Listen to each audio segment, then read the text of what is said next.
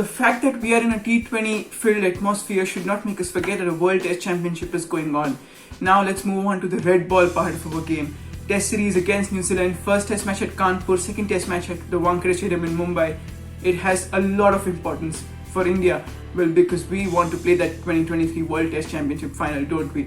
We lost to New Zealand in the 2021 World Test Championship final that gave them that trophy, that coveted trophy, which meant so much to us because we have been working hard in our Test cricket for so many years, and that means that we need to put in that extra effort this time to qualify with ease, and on top of that, win. Let's look at the squads. First, India.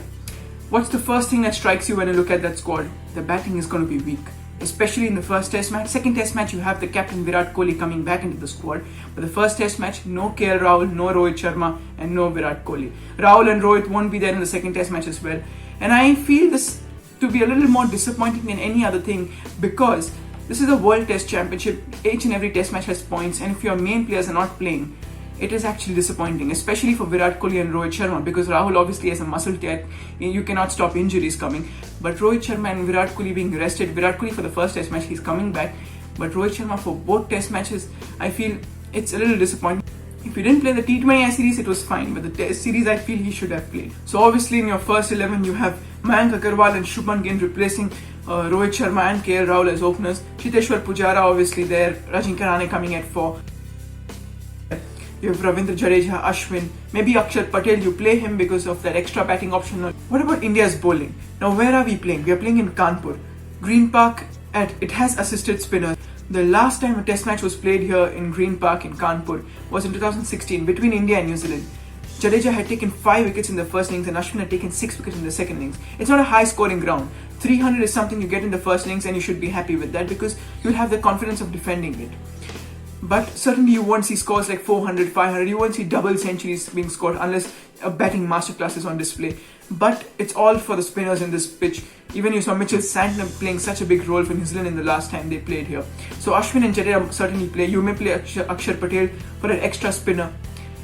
For the fast bowlers, Bumrah is not there, Shami is not there. Once again disappointing. Obviously fast bowlers, there's a lot of wear and tear in their bodies. You want them to play.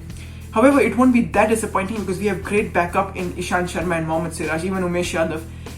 Not the same as our batting where we don't have great backup, but bowling we have great backup. So I don't think that will hurt us a lot.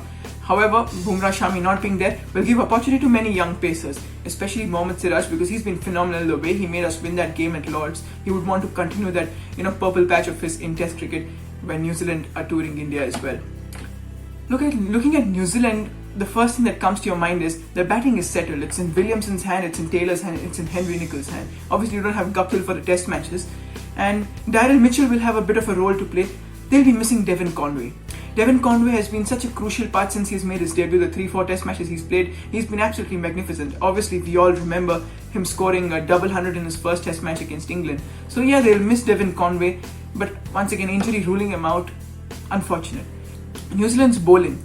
No Trent Boult, so a lot lies on Tim Southee and Kyle Jamieson. They need to be at their absolute best. As I said, for India, Ashwin and Jadeja play such a big role. For New Zealand, Santner plays a massive role. Ajaz Patel is there, but certainly Santner plays a massive role for New Zealand because he'll have to turn that ball around so much that the Indian batsmen get trouble. And New Zealand will be looking at this and saying, if we are going through that Indian top order early, if we get Pujara out early, we can put pressure on Rahane, get him out.